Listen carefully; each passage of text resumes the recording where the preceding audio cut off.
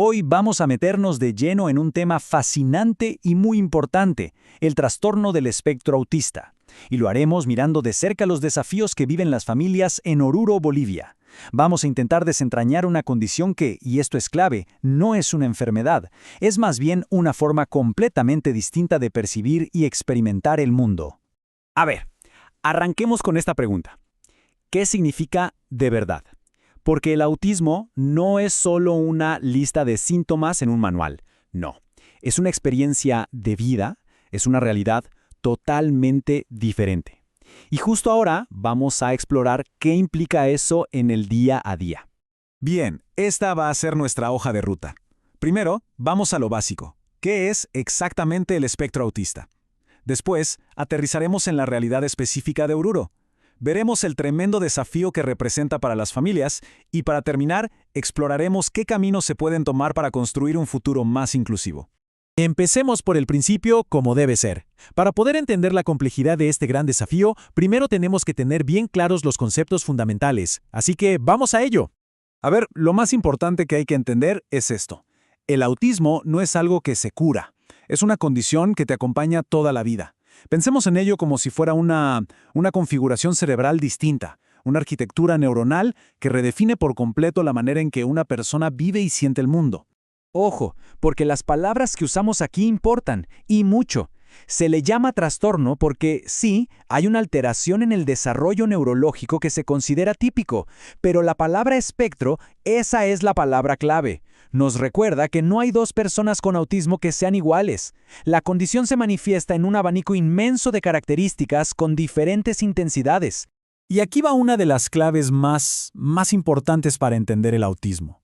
La mayoría de las personas en el espectro son aprendices visuales. ¿Qué significa esto? Que procesan el mundo principalmente a través de los ojos, no tanto de los oídos. Este simple hecho es la base, el fundamento para crear herramientas y formas de comunicación que de verdad funcionen para ellas. Bueno, con todo esto ya un poco más claro, vamos a dejar lo general y a meternos de cabeza en un caso bien específico. Vamos a ver cómo esta condición global se vive y se sufre en el municipio de Oruro, en Bolivia. Imaginen un muro que no se ve, pero que está ahí, todos los días. En Oruro, las familias se enfrentan a lo que se llama una barrera invisible. No está hecha de ladrillos, sino de desinformación, de falta de servicios, de prejuicios. Es un muro que aísla y que impide que los niños y niñas con autismo puedan alcanzar todo su potencial. ¿Y ese muro de qué está hecho? Bueno, de problemas muy pero muy reales. La falta de centros especializados convierte algo tan básico como obtener un diagnóstico en una verdadera odisea. A eso se suma que, históricamente, se ha confundido el autismo con otras condiciones, retrasando terapias que son absolutamente vitales en los primeros años de vida. Miren este dato, porque es fuertísimo.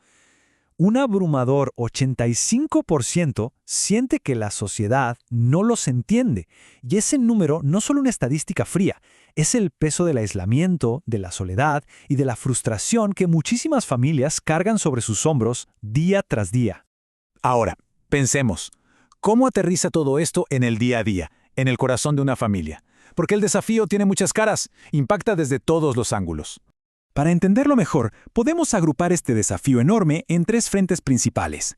Está la carga emocional, el golpe económico y, por supuesto, las barreras sociales que hay que derribar. Aquí lo vemos más en detalle. En lo emocional, hay una ansiedad que no descansa, un duelo por ese futuro que se había imaginado y que ya no será. En lo económico, el costo de las terapias es altísimo, muchas veces impagable.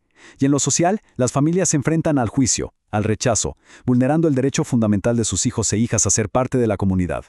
Y esta frase que están viendo, resume perfectamente una de las realidades más dolorosas. Un comportamiento que nace de una forma distinta de procesar el mundo es juzgado así de simple, como mala crianza. Y eso genera estigma y exclusión en lugares tan cotidianos como un parque, un supermercado o una fiesta. Pero bueno, no todo es un panorama oscuro. Después de ver el problema, es fundamental hablar de las soluciones. La última parte de este análisis se enfoca justo en eso, en los caminos que existen y en la esperanza de poder construir un futuro que sea, de verdad, inclusivo para todos. Y si buscamos un punto de partida, un lugar donde casi todo el mundo está de acuerdo, es este. El 98% de la gente en Oruro lo tiene claro.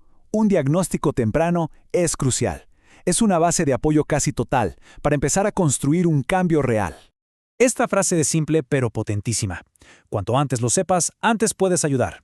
La detección temprana no se trata de poner una etiqueta, se trata de abrir una puerta, la puerta a la acción, a la ayuda correcta y al final a un mejor pronóstico de vida.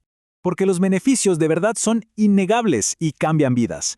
Un diagnóstico a tiempo abre la puerta a terapias que marcan una diferencia enorme, reduce la angustia de los padres que por fin entienden qué es lo que pasa, y quizá lo más importante, educa al entorno, creando un círculo de comprensión que mejora radicalmente el futuro de esa persona. Pero entonces llegamos al corazón del problema, al gran pero de toda esta historia. En el papel, Bolivia tiene leyes que protegen el derecho a la inclusión, pero en la práctica, en la realidad de Oruro, hay una brecha, un abismo entre lo que dice la ley y los recursos que de verdad existen. La ley garantiza derechos que, para muchas familias, son simplemente inalcanzables. Y nos quedamos con esta pregunta que es la que de verdad importa. ¿Cómo cerramos esa brecha? Y la respuesta no es fácil.